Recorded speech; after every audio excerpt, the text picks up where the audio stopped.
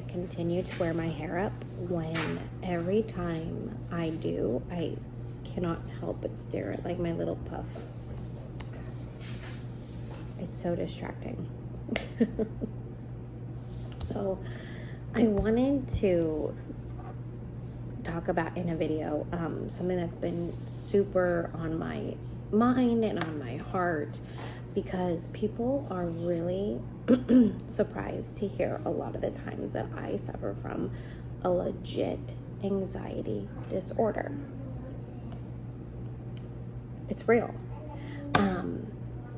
I go around, I go about my day-to-day life being pretty optimistic, pretty pleasant to be around, but in my head, I am thinking worst case scenarios approximately 98% of the time.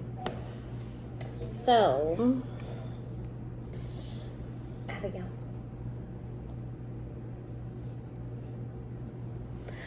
I just had to remind my baby girl that I was talking in a video. Anyways, so I'm thinking worst case scenario, like I said, 98% of the time, I am thinking that the worst has happened. I don't know why. I don't know why my brain goes that way. Or if it hasn't already happened, it's going to happen. And I'm sure of it. I have no doubt in my mind that it's gonna happen. So,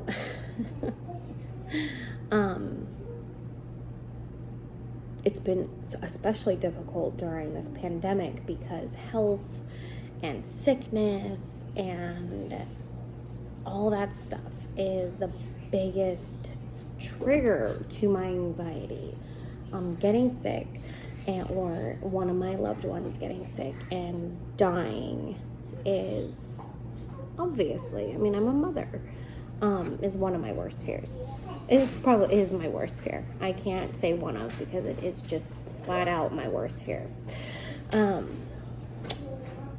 So working through it, it's been like a roller coaster, been like up and down all around, trying to figure this out,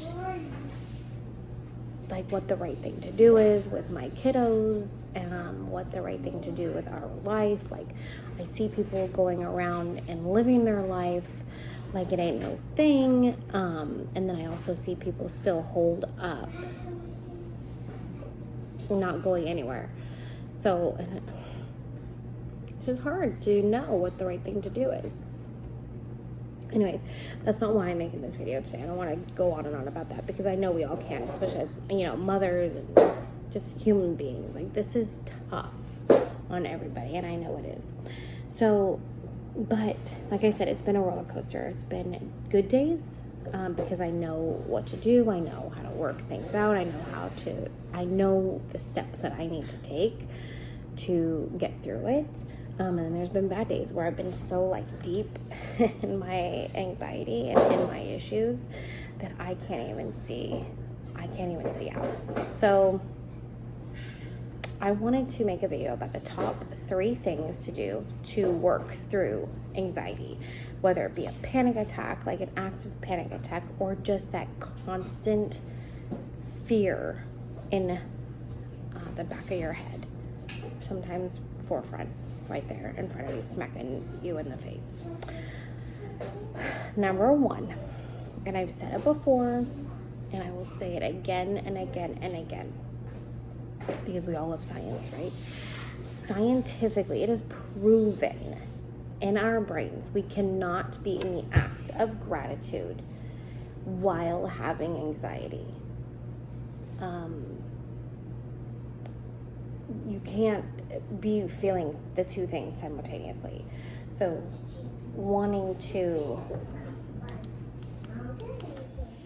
okay, so what happened there was I lost my light. So what I was saying was, you cannot feel those two things simultaneously, anxiety and gratitude. Being grateful for all the big things and little things in your life. So starting to feel anxious, go ahead and think of 3 things right off the bat that you are grateful for. Obviously, my very first ones are always my babies. It's just the first thing that I always go to. Second thing is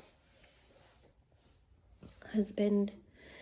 A lot of times the third thing is just simply being alive. Like, I'm grateful that I am still here.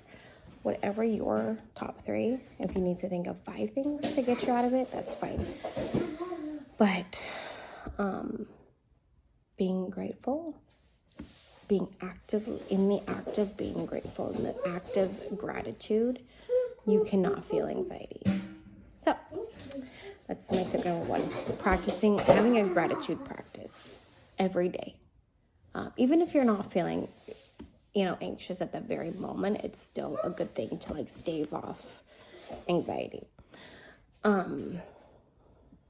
So that is my first tip. It's like probably the most important one. Number 2 is a little bit more difficult because this is talking about like if you're actually in a panic attack. Now, I don't have a lot of panic attacks. That's not really how my anxiety manifests itself. I don't have like the heart beating, spinning. I mean, I do. Very rarely I have them, but I do have them, but I just don't have them often. But something that has helped me is grounding myself and bringing me back to reality. Because what sends me off into a tizzy, as I've stated before, is worst case scenarios. For example, I don't hear from my husband in a timely manner, and I think that he has died. And then I think about how I would go on without him. It's just like, just the thoughts. One thing runs after another. Especially since he has my babies during the middle of the day, like what's going on with them. I can really go down a rabbit hole quickly. So I ground myself, tell myself I am in, normally it happens, like if I'm on my lunch or something at work, and so I text him and if I don't hear back from him. So like I will be on a walk. This is just for example. And I will tell myself I am on a walk. I am walking through the park. I am, I'll like name things that are true and factual that I can prove. Like I'm wearing a blue shirt. I'm looking at a tree and things, because it brings me down to reality and not the hole that I was spiraling down. It's so easy to think about all the things that could possibly go wrong. It's so easy to think about all those things. So you have to tell yourself, I am going to think about things that are actually true. I am going to think about things that are actually happening to me right now. Sorry about that, awful view. I'm going to think about things that are not in my head, but actually in the world. And that kind of snaps you back into reality.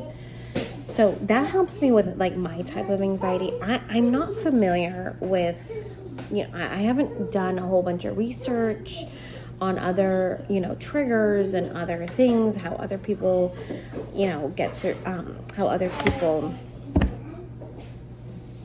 people's anxieties manifest. I just know how mine manifests and what helps me get through it. If I'm able to help myself at all. Sometimes I'm not. Sometimes I have to have someone slap me back, not literally, but slap me back into reality and get my, So that kind of also brings me to the point where why I feel I need people in my life that are super logical. Hey. It's very loud. Super logical, and they're not going to pacify me. I don't want people, Abigail, I've asked you not to. I don't want people pacifying me, saying, oh, it's okay, or, oh, well, these things could happen. That's why you're worried about it. No, I don't want that. I want someone telling me, hey, you got to look at the facts. You've got to actually just act on what's true, and not what's in your head, what you think might happen, or how you think these people are feeling, and that's why you're acting this way. Because I could go round and round in my head for a very long time about all of that.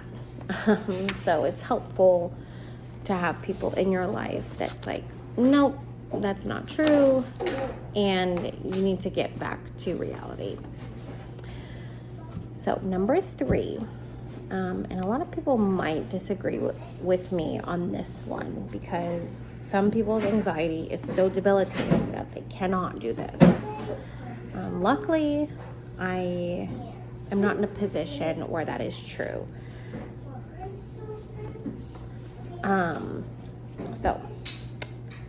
So if you're anxious, if you're feeling anxious about something in particular, now I know that's not what an anxiety disorder is about. Sometimes there's nothing that you have to feel anxious about to be to be having an anxiety issue. But if there is something that is on your mind, something that you have to do, now see, specifically for me in my life, and I have to speak on experience because that's all I know. Is like I hate confrontation. I hate it. I hate telling people something that they don't want to hear. 90% of the time, unless like someone's really made me mad or whatever. Then if I want to stick it to them, but that has rarely happened. Most of the time, I don't like telling people something that they don't want to hear. I understand the smart side of my brain, knows that it has to happen, but I hate it. So when I have to do it, I get sick to my stomach. I get flighty. I get irritable. I get distracted, because that's the only thing that I'm thinking about that I have to do. I have to do this. And my natural response is to avoid it, to push it back, to say, well, I'll do it later. I'm not going to do it. I'm not going to do it. Only prolonging this nasty feeling that I have about this thing. So I don't know why I push it back. My third and final piece of advice is, if it's something that you are anxious about, if there's something in particular that you're anxious about that's just adding on to your anxiety plate, do the thing. Do it right away.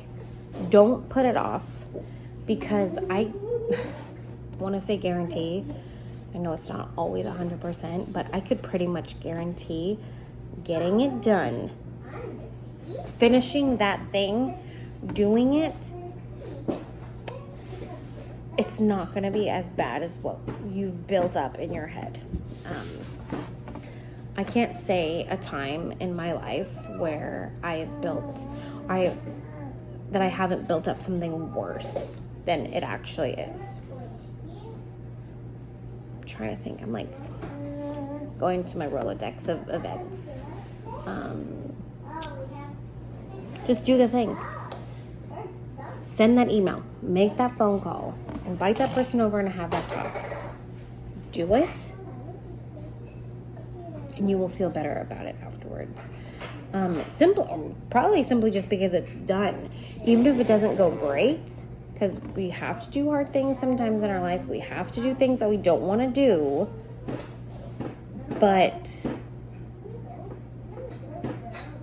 it's going to be better than what you think. It's going to be better than how you've built it up in your head. I can almost guarantee it. I know it. I've lived it. I've seen it through. I've done it. And I'm here to tell the tale about it. I really need to make sure, even with this like fancy new ring light that I have, my eyes be looking like zombies right now. And that is because I'm tired. And that is because I have smeared my mascara. My hair is fluffy because I washed it this morning and I threw it up because I have not had a haircut in over a year. I'm not exaggerating. I do believe it was like August 3rd or 2nd or 1st. It was like the very first few days of August of 2019 where I had a haircut. I cut it super short and I made it pretty blonde. And it's been about a year. It's been over a year now. I need a haircut. I need to wash my face. And I need to go to bed. 5:10. It is what it is. I'm feeling good today. There is something that's hovering that I don't want to do, but it's happening. But we're just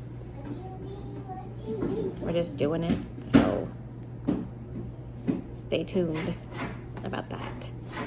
Anyways, so anxiety is nasty. Anxiety is the worst because it's not. We're just worrying about things that are not even probably going to happen. So that's why it's the worst, because we're literally worrying about things that have not happened, probably won't happen, and we get sick about it. We get seriously sick over it. But I do these 3 things.